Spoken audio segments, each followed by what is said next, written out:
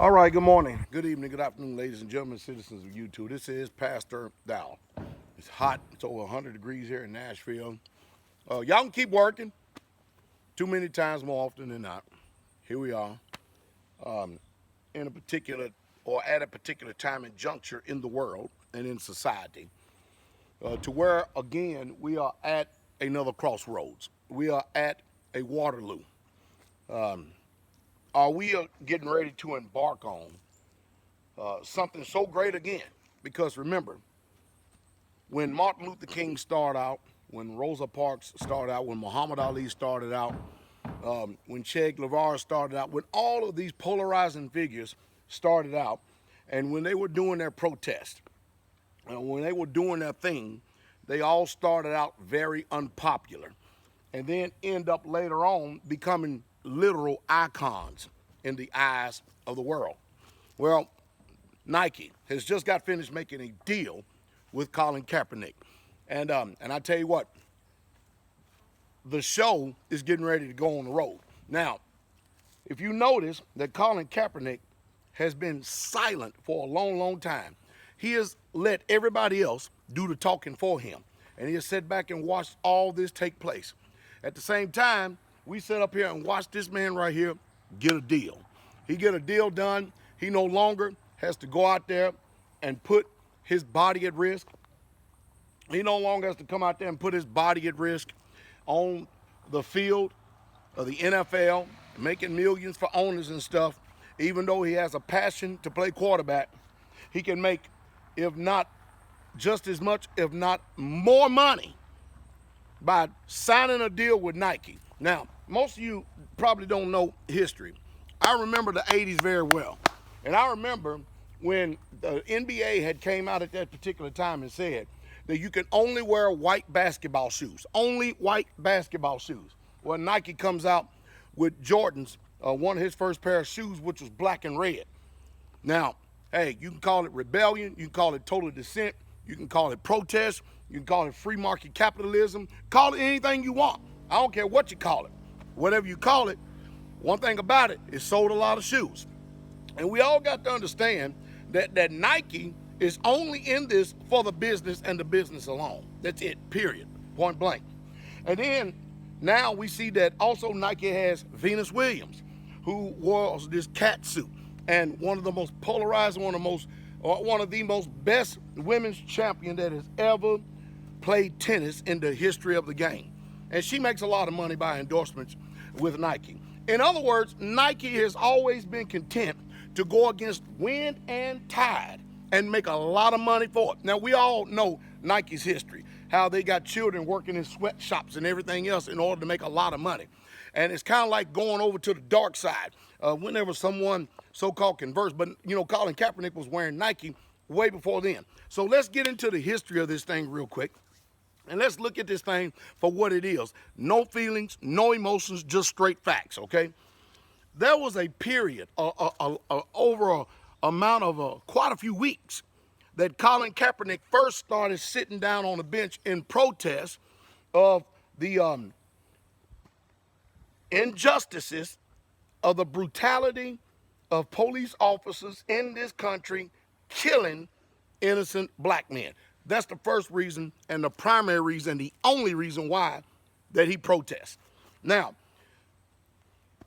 he had got a hold of a guy named Nate Bortles or somebody, some special forces guy, got a hold of him and said, you know, we in the military, what we do when one of our comrades is falling or something, in order to bring honor and respect, we take a knee. So guess what Colin Kaepernick did? He went and took a knee, taking the advice of a veteran. Now, I'm a veteran as well, a 10-year paratrooper, all right? So, but think about this for a second, all right? You can sacrifice something without giving up your life. You know, I'm not an advocate that everybody needs to join the military, especially at this time when we have all these warrantless wars. And the middle class and the poor people's children are going across seas to fight a war that they say is our enemies and stuff, yet still the rich keep their children over here across the pond protected by the homestead and nuclear bombs. So, hey, I'm not saying that just because that I served in the military or anybody else served in the military, that makes us some type of great patriotic Americans. I'm going to say it again. You can sacrifice something without giving up your life. I mean, for instance, there are people out here like mothers. They choose to be stay-at-home mothers. All right? They're sacrificing career. They're sacrificing a whole bunch of money in order to invest in something which is a whole lot more powerful and a whole lot more of a greater investment than money, which is time that you can never get back, that you invest in your children, rearing in and raising them after your morals and your values, making sure that they carry on your legacy. Because I tell you one thing, and it's best to do it at homeschool, because if you turn around and then you try to pour all this into them, and by the time they get to the public food system, it's over with. It is literally game over. I don't want to digress. Let me continue to keep trying to stay the course if I can. All right? Now, it's obvious that all these people were huge activists, and Colin Kaepernick is an activist as well. But what really, truly put him on the map is when, at that time, President-elect Donald Trump drew more attention and added more fuel up on the fire when he turned around and says, fire all them SOBs. Boy, that just added fuel to the fire, and that really got people, mad and upset. Now, we all know that in this country, there's a racial and social divide, that the people are trying to do whatever it is. The powers that be is the ones I think that they are the ones that's up to it. Now, I'm going to tell you this. This is a business deal for Nike, and it's only about business.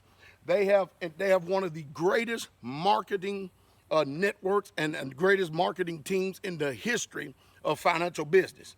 Nike does nothing unless they stand to make a lot of money from it. And they are getting ready to make a lot of money from it, because contrary to so-called perceived popular opinion, the millennials in this country right here, they're all on Colin Kaepernick's side. All this old racism that used to be of yesterday year and stuff, that stuff is dying out. It's dying out. Now, there's people that are trying to keep the coals burning, but that stuff is just literally dying out. The tide in America is turning. It's all turning. Eventually, Colin Kaepernick is going to have to get out and go on the circuit. Eventually, he's going to have to get out there and get in front of the news media. And you better believe me, mark my words, that there's two things that's getting ready to take place in this country. Nike stock took a 1.6% hit on Tuesday. All right? But watch this. I guarantee you, after they receive that news, you watch and see how many Nikes fly off the shelf. Not even because people like Nikes. They're going to just buy it and then commemorate the 30th anniversary of the Just Do It campaign, and they just going to stick them on the shelf just to say, I bought this shoe for this purpose right here at this time. And now Colin Kaepernick has become the face of one of the most powerful financial institutions in the world, whether we all like it, lump it or not. For Nike, it's all business. For Colin Kaepernick, it's vindication. Because remember, Rosa Parks, Martin Luther King, Muhammad Ali, all these people, what did they look like in the very beginning when they were doing their peaceful protests? What did they all look like? What did they all look like? And what did they end up becoming? Is this the historical start of where Colin Kaepernick is going to end up at?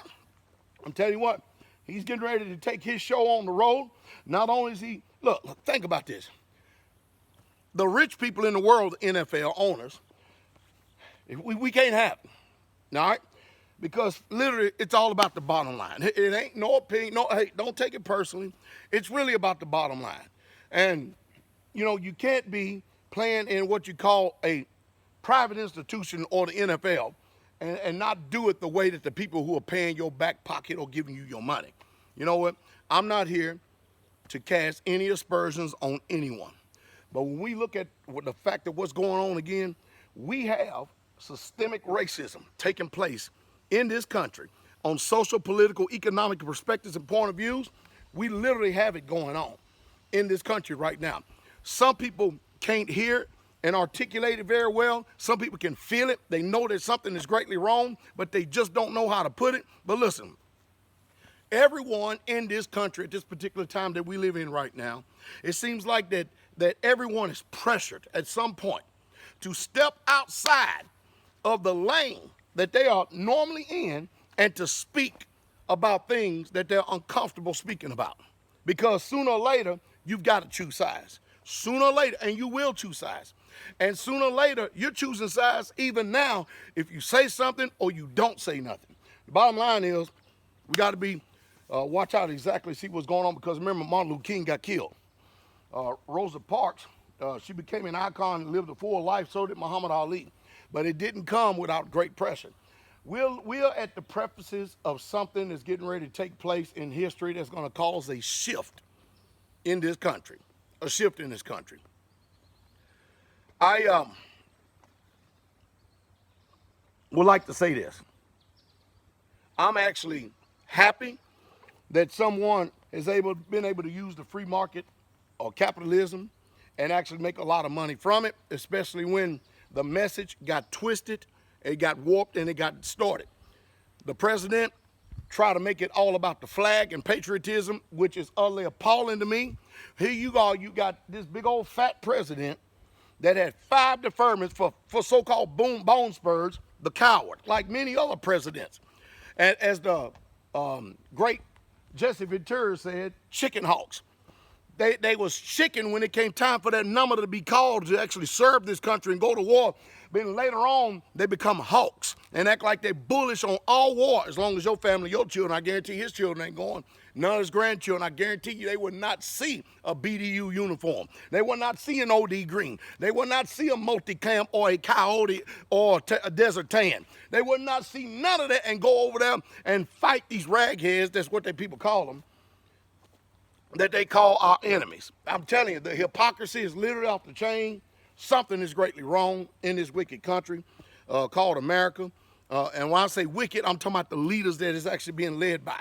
Everybody else is entitled to their opinion. I'm entitled to my opinion.